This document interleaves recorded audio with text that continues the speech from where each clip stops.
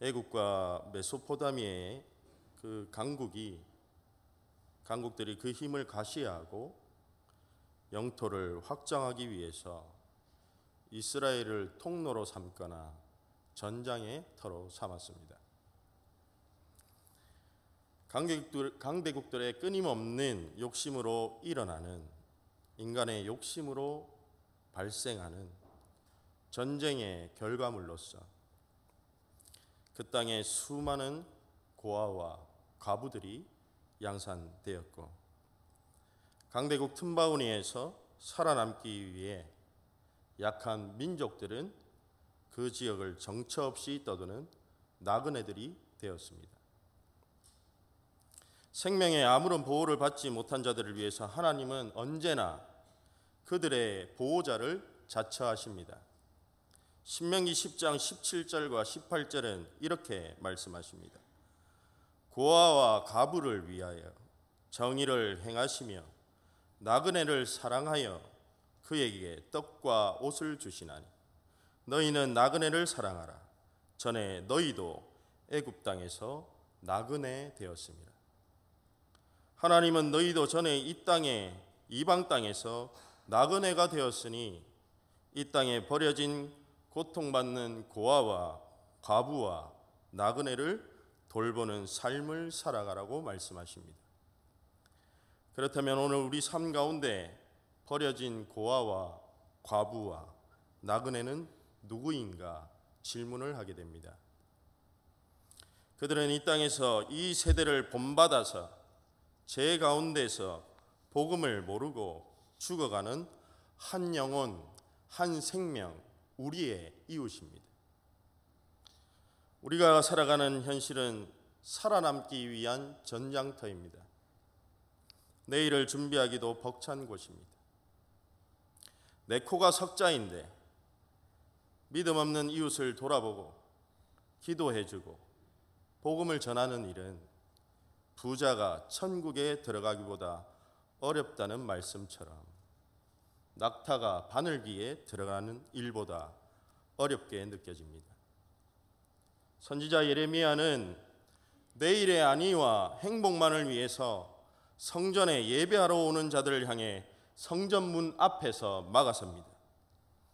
그리고 하나님의 말씀을 이렇게 전합니다. 예레미야 7장 3절, 너희 길과 행위를 바르게 하라. 그리하면 내가 너희로 여기서 살게 하리라. 우리의 길과 행위를 바르게 하는 길은 한 생명을 소중히 여기는 마음과 행동입니다. 그 소중한 일은 오늘 본문에 따르면 거룩한 성전이 있는 예루살렘이 아니라 다윗이 살고 있는 보잘것없는 유대 광야, 그 두메산골에서부터 시작되고 있습니다. 그래서 오늘 저는 설교 제목을 본문에 기록되어 있는 말씀을 따라서 산골에 머무는 삶, 부제로는 나는 자연인이다 라고 그렇게 소제목을 붙였습니다. 다윗과 그를 따르는 사람들이 머물던 지역은 유대 광야, 전기가 들어오지 않는 두메산골입니다. 유대 광야는 고대 문헌에 따르면 짐승조차도 살기 어렵다는, 대속죄일날 아사셀의 염소가 그를 떠나보내면서 얼마 가지 않아서 죽었던, 짐승도 살지 못하는 그런 척박한 땅입니다. 쉽게 이야기하면 햇볕도 들지 않는 반지하 쪽방촌에 사는 사람들입니다.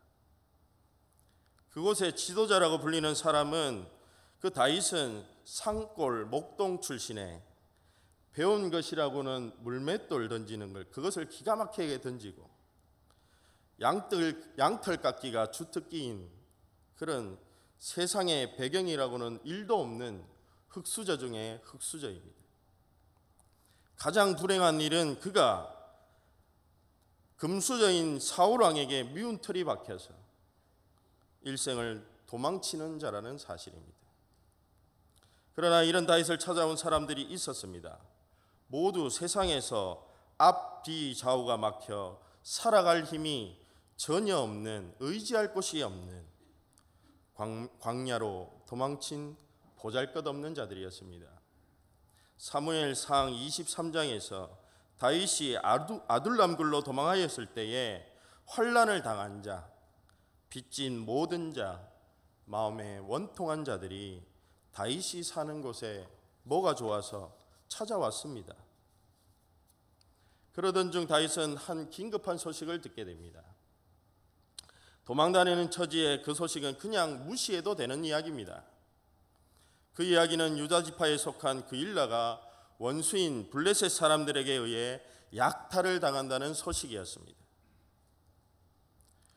유다 지파의 약탈을 그일라가 블레셋 사람들에게 약탈당한다는 소식에 새빵살이보다 못한 삶을 사는 다윗이 그 소식에 자기 일처럼 나서려는 오지랖을 펼치고 있습니다. 그일라가 약탈당하든 말든 지금 자기 앞가림조차도 못하고 있는, 자기 코가 석자나 나와 있는 상태입니다. 소식을 듣고서 다윗은 먼저 하나님께 기도합니다. 하나님, 블레셋 사람을 칠까요? 그러자 하나님은 다윗의 형편은 생각지도 않으시고 블레셋 사람을 치고 그일라 사람을 구원하라고 말합니다. 그때 다윗은 자신의 마음대로 성급하게 결정하지 않습니다. 그를 따르는 자들에게 의견을 묻습니다. 왜냐하면 다윗 혼자서는 그 전쟁을 치를 수 없기 때문입니다. 3절에서 다윗을 따르는 자들은 이렇게 말합니다. 안 됩니다. 지금 유다 광야에서도 우리는 도망치는 신세이고 가슴 졸이며 살아가는 인생인데 블레셋 여차하면 블레셋 땅에서라도 도망가서 살아야 하는데 지금 블레셋 군대를 치고 그리고 그일라를 구하는 일은 아주 어리석은 일이라고 말합니다. 누가 들어도 100번 옳은 말입니다. 그러나 다윗은 반대 의견을 듣고 다시 하나님께 기도합니다. 그러자 하나님은 그일라로 내려가라. 내가 블레셋 사람을 내 손에 넘기겠다 말씀하십니다.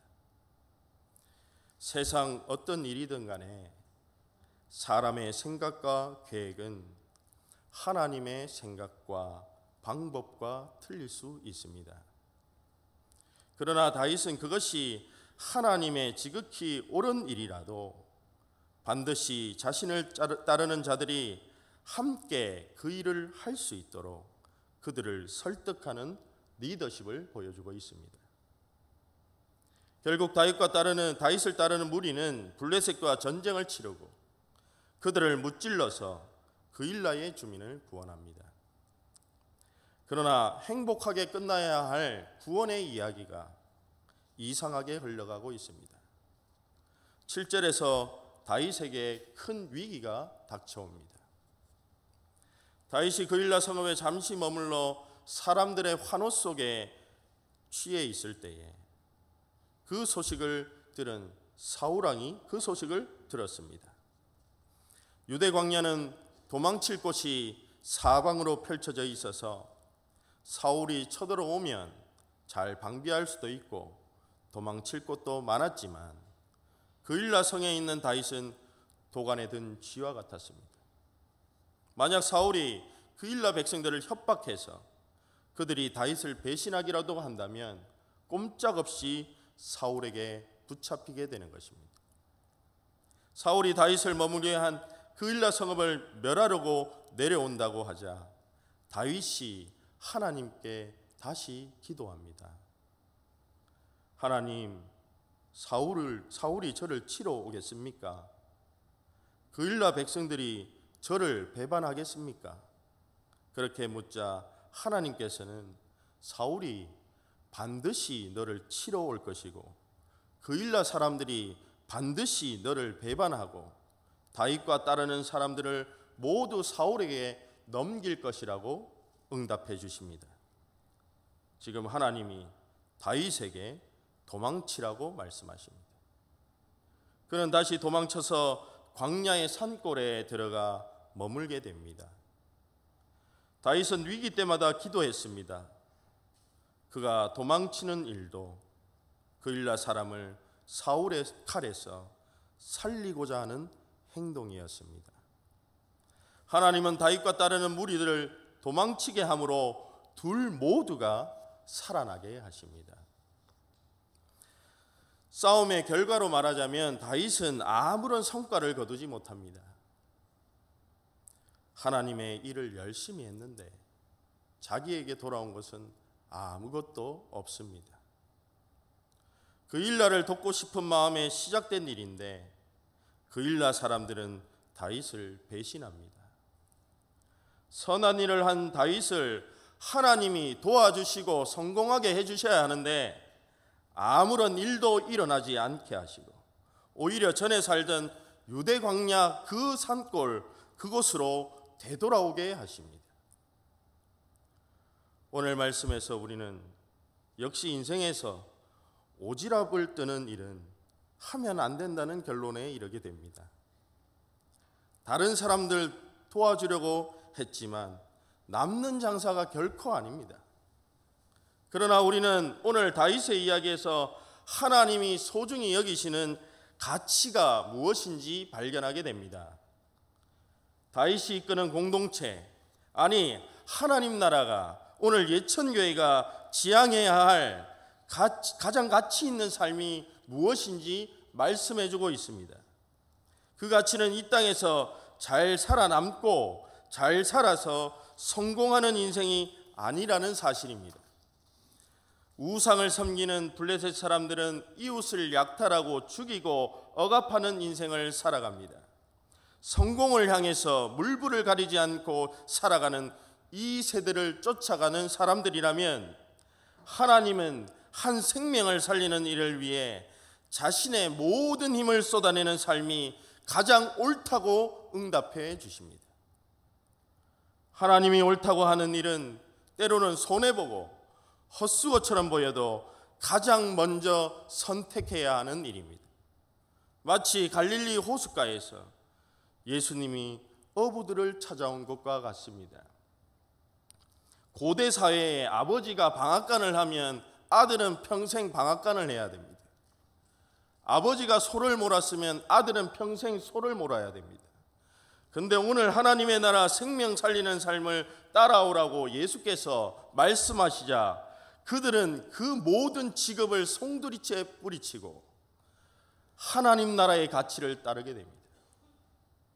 하나님 나라에 굴복하고 순종하는 일을 오늘 다윗이 우리에게 보여주고 있는 것입니다. 다윗이 자신의 상황과 처지를 고려하지 않고 달려갔던 것은 위기 가운데 빠진 한 성읍의 수많은 생명과 가축들이었습니다. 도망자 신세인 자신이 굳이 하지 않아도 되는, 못 본 척하고 넘어가도 되는 부르짖는 자의 소리를 하나님은 그에게 듣게 하십니다. 그리고 다윗은 하나님의 애타는 마음을 그제서야 알고 자신을 위험에 빠뜨리고 사람들의 반대를 무릅쓰고 그 일을 감당하고 있는 것입니다. 그것은 이 세대의 계산 빠른 자들의 태도가 아닙니다. 다윗의 행동은 산골에 살며 아무 셈할 줄도 모르고 위기 가운데 빠진 양을 지키고 아버지의 양을 돌보고 건지는 목자의 마음입니다. 그의 마음의 중심을 보시고 하나님은 그를 내 마음에 합한 자라고 칭찬하십니다. 다윗은 어린 시절부터 작은 일에 충성하는 자였습니다. 그러나 하나님은 그에게 더 큰 복을 주시는 것이 아니라 더 큰 고난과 희생을 요구하고 계십니다. 하나님 나라 소중한 가치를 충실히 지키며 살아가도록 성숙한 신앙, 믿음과 신앙을 요구하십니다. 맨날 죽만 먹던 자에게 이제는 쌀밥을 먹으라고 우리에게 말씀하고 계신 것입니다. 세상의 평범한 삶에 가치들에 공감하고 살면 우리의 삶은 정말 편해집니다. 오늘 이 세대의 가치는 너무도 단순합니다. 좋은 학벌, 좋은 조건에 맞는 결혼, 좋은 직장, 좋은 집, 행복한 노년을 위해 여유 자금을 가지고 적당한 연금을 받는 삶을 누구나 꿈꾸고 살아갑니다. 이 세대의 가치를 공감하고 살면 아무런 문제 없이 누구하고나 오랜 시간 소통하며 이야기할 수 있습니다. 어느 자리 남녀노소 불문하고 이야기하고 어울릴 수 있습니다. 외톨이로 살아가지 않을 수 있습니다. 그것이 오늘 우리가 꿈꾸는 가치입니다. 그러나 하나님의 나라의 가치는 그것과 너무 먼 것 같습니다. 저와 여러분의 가치는 이 세대 쪽입니까? 아니면 하나님 나라의 쪽에 마음이 더 가 있습니까? 다윗은 자신의 성공을 위해 사는 이기적인 인생을 살지 않습니다. 하나님 가치를 쫓아 살았더니 결국 산골로 되돌아오는, 척박한 광야로 돌아오는 그 인생이 되고 말았습니다. 그러나 다윗은 실패한 인생이 아닙니다. 다윗은 성공한 사람입니다. 성공한 인생입니다. 왜 그가 성공한 사람입니까? 그는 사울 왕이라는 죄와 죽음의 권세가 털끝 하나도 건드릴 수 없는 영원한 생명 대신 하나님의 능력의 손에 꼭 붙들린 사람이기 때문에 복된 사람입니다. 그는 복된 인생이고 성공한 인생입니다.